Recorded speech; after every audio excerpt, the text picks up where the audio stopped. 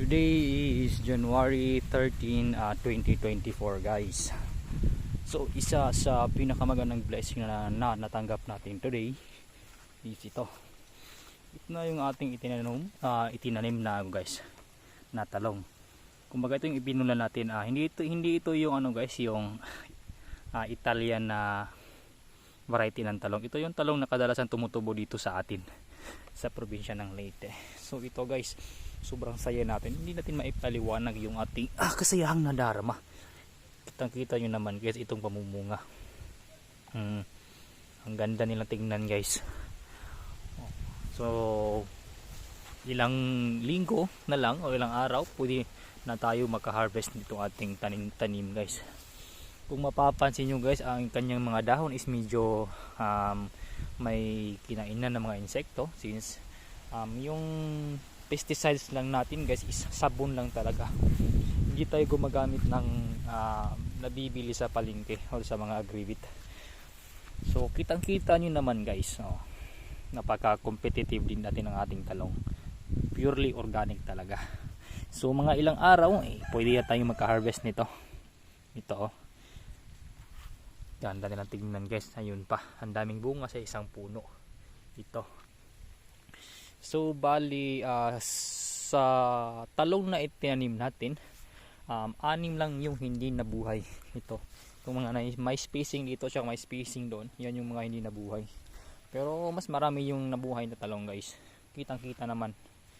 So bali ito yung unang area guys. Halos lahat ng puno is namunga na. Doon tayo sa pangalawang area natin.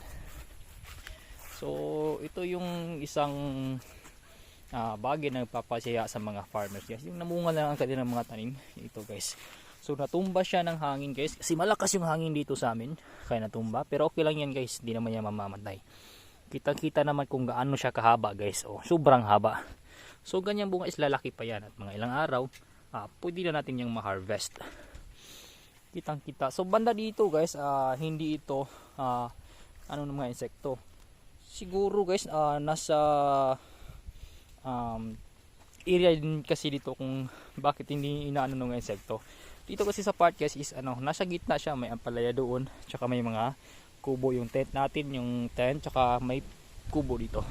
So bay nasa gitna talaga siya, hindi siya basta-basta makikita ng insekto. Kitang-kita naman guys kung gaano kalalaki yung bunga ng ating mga talong at kakahaba. Kahit hindi natin inaano ng fertilizer na nabibili sa agribit at saka pesticides na nabibili din sa agribit. So napaka-competitive ng tanim natin guys. So sobrang saya ako dahil ilang araw na lang is pwede na tayong mag-harvest nito. Kitang-kita naman. So ito, ang dami nila guys. Di ba? So ang kagandahan sa talong na ito guys is matagal siyang mamatay. Kumbaga ilang beses ka magka-harvest nito. Ito yung napakagandang kanyang karakteristik. Kumbaga long lifespan ito siya guys. Maraming beses kayo ito magkaka-harvest. So may tanglad din natin tayo na itinanim dito guys. Ito kasi nahihiya na tayo sa ating kapitbahay, kada gamit natin ng tanglad, takbo agad sa kapitbahay para manghingi. So bali may 3 puno tayo ng tanglad na itinanim dito guys. Sana mabuhay ito, pero mabilis namang mabuhay itong guys tanglad. Tsaka ito yung ampalaya natin guys. So ang ampalaya talaga guys, mga ikatlo or kaapat na batch ng harvest is nalalanta na talaga agad.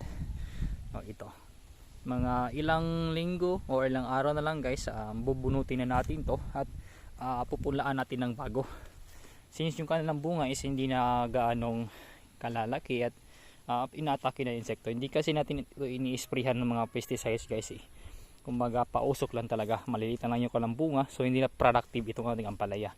Pero ganoon pa man, may nakukuha pa naman tayo guys. Ito kagaya nito, pwede pa yan. Pero mga ilang araw na lang guys is pupulaan na natin to ng bago kasi matanda na Tsaka ito guys, may hinog kasi dito guys sa mga hindi nakakaalam, itong ampalaya na hinog is nakakain to ang kanyang bunga guys. Hindi ito kagaya nito guys, may mga uod dito guys. Yan ito yung kadalasan nangyayari kasi may mga uod kaya isa itong indication na papalitan na talaga yung ampalaya natin since matanda na. May uod yan guys, hindi lang makikita sa camera. Hanap tayo dito ng, ayun, may hinog sa unahan. So kagaya nito guys, may uod din guys.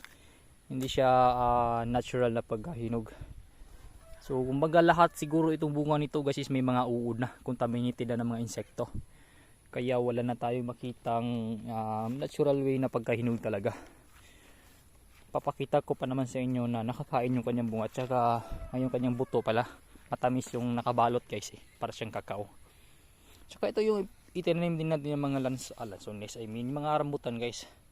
So yung pagkatanim natin noon, ganito lang sa kahahaba mga dangkalan. Tapos ngayon, mga almost 3 dangkal na sila guys. O di ba? Ang bilis nilang lumaki. Doon. Dito. Bali may 3 itong nakalinya dito guys na rambutan. So ito yung klase na rambutan na mga 3 to 4 years is pwede ka nang maka-harvest. So hopefully mabubuhay yan. Tapos dito guys, ito yung ating mga okra guys. Ito, ang kagandahan ng okra nito guys is wala itong pesticides na mabibili sa puro lahat ng mga tanim natin is mga organic. Yan.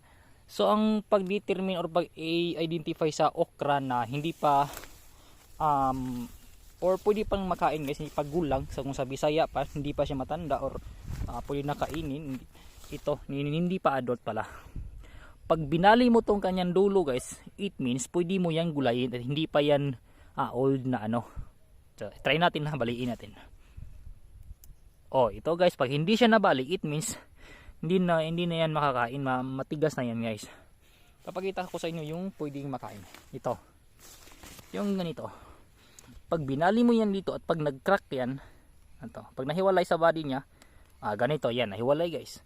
So yan, pwede mo pa yan kainin, hindi pa yan matigas guys. So marami tayong mga bunga dito guys. Dito pa. So bali, magbabalag din tayo sa pag-harvest natin dito. Ito kasing kadalasan inuulam ko every morning guys tinutumbo ko sa sinaing. Tsaka yung talong piniprito natin para pang gawing almusal. Tsaka guys, check pala natin yung itinanim natin din dito na yung ating mga rambutan din. Kung mag-check lang natin. So ito yung tinaniman natin ng saging lice hanggang dito, hanggang doon sa dulo.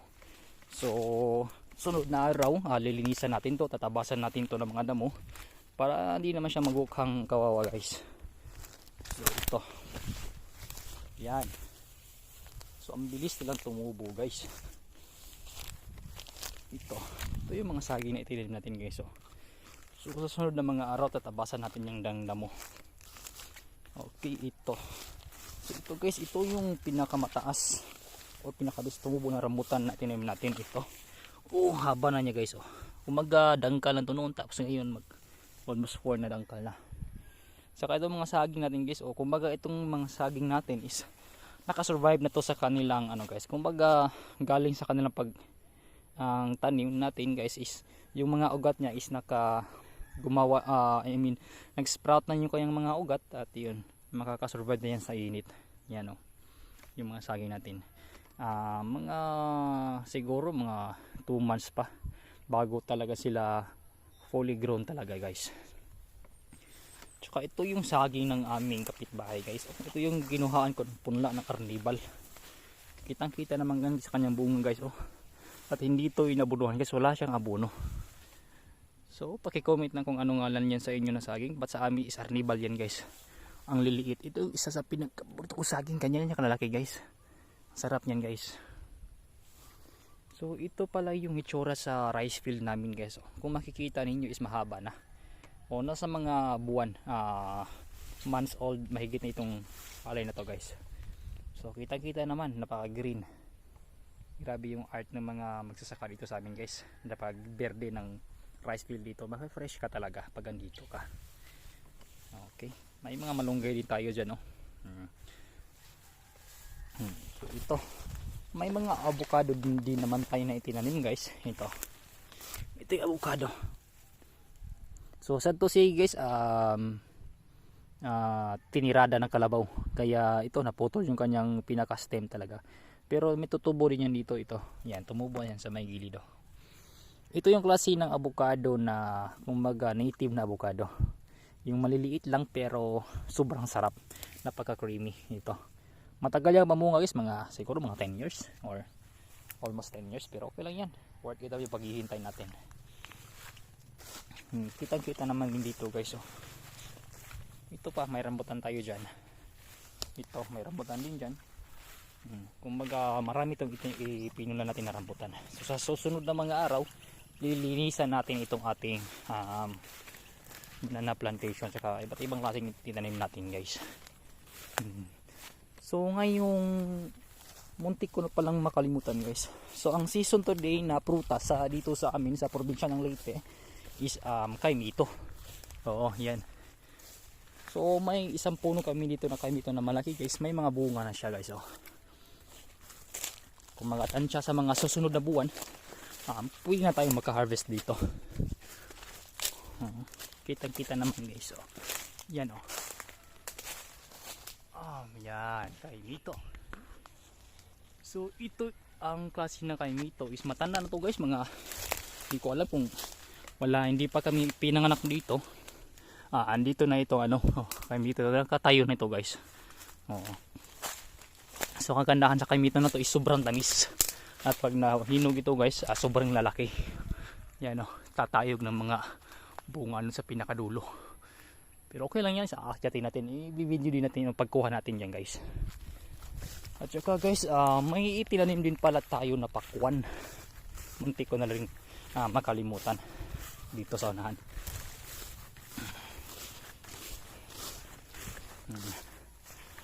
Kumbaga ito yung saging na tinabasa natin ng damo. So ang ganda ng kanilang mga tubo guys. Sobrang lalaki ng dahon at saka berde ng dahon. Yan dito pala tinutugay ng mga kanding ng aming mga silingan. Siguro yan yung kumain sa avocado natin guys. Dito. So itong pakwan guys. Yan. Ito yung pakwan na bibili sa palengke. Kinuhaan ko ng buto. Tsaka itinanim ko. So nakata sa tansya ko mga 2 weeks na itong mahigit. So pwede na itong abunuhan. So hanggang doon to guys, yung may mga kawayan. So may mga ibang dito tumubo, pero mas marami yung tumubo kaysa yung hindi tumubo. Ayan So bukas abunuhan natin to. So yung pakwan. Kahit maka-harvest tayo kahit ilang beses lang. Season din kasi ng pakwan ngayon Tingtanim ng pakwan pa sa January. Yan Mahal kasi ng kilo ng pakwan masarap pero mahal ang kilo. Magtanim na lang tayo kasi bumili sa palengke, di ba? Okay. So yan lang yung update natin sa buhay natin dito sa probinsya guys. So hanggat sa susunod ulit natin na upload, bye bye.